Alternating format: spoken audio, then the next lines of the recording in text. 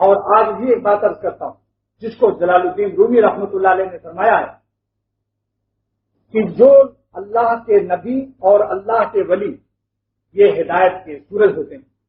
جب انبیاء ہوتے ہیں پھر انہی سے سورج اور ہدایت ملتی ہے.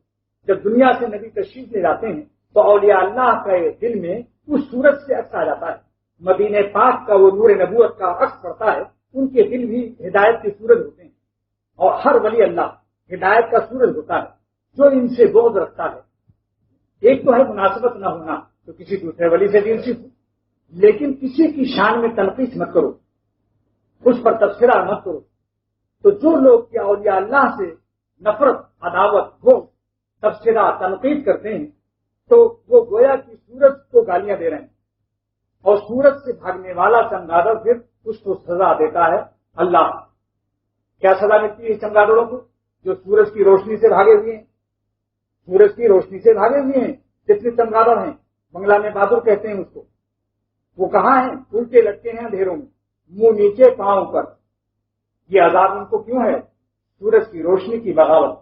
دیکھو مثنوی معروم دفتر ششم دیکھو، 6 دفتر میں یہ مضمون مولانا جلال الدین رومی نے بیان کیا ہے کہ چمگادڑوں کو عذاب ہو رہا ہے سورج کی دشمنی سے کہ منہ نیچے ہے پیر اوپر، اور منہ ہی سے ہنستے بھی ہیں. وہ جن کے منہ سے گالیاں نکلتی ہیں اللہ والوں پر ہیں تو سمجھ لو منہ سے ان کے منہ نکل رہا ہے، کھانا نکل رہا اسی منہ سے وہ ہنستے بھی.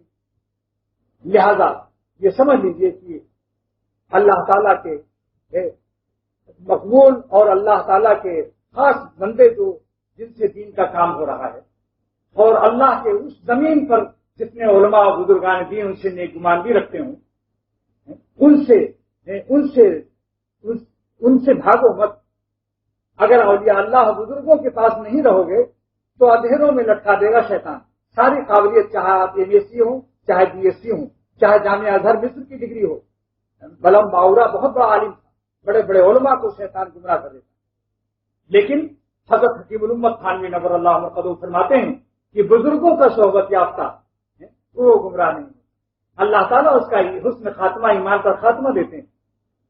یہ ملفوظ باقاعدہ چھپا ہوا ہے اور یہ استقامت کے ساتھ نسخے کا پرچہ ہے. اس میں یہ حوالے کے ساتھ مدلل میں کتاب کے حوالے کے لکھا ہوا ہے کہ جن لوگوں نے اللہ والوں کی جوتیاں اٹھائیں، بزرگوں کی صحبت اٹھائی، چاہے وہ کچھ دن تک گڑبڑ بھی رہیں، ایک نہ ایک دن آخر میں انشاءاللہ ان کا بیڑا پار ہو جاتا، یعنی ان کو ایمان پر خاتمہ نصیب ہوتا.